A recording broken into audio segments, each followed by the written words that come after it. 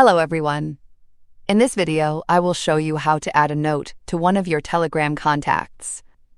This is a new and very useful feature that helps you keep small private notes or reminders about people in your contact list.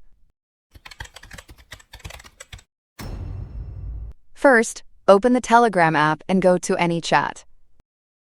Then tap on the profile picture of the person whose contact you want to edit. In the top right corner, tap on the three dots to open the options menu. From the list, select Edit Contact. Here you can change the contact's name, see their phone number and username. And just below that, you will notice the new section called Notes. Notes allow you to write a private message or reminder about that person. Only you can see it. It could be something like where you met, what project you're working on together, or any small detail you don't want to forget.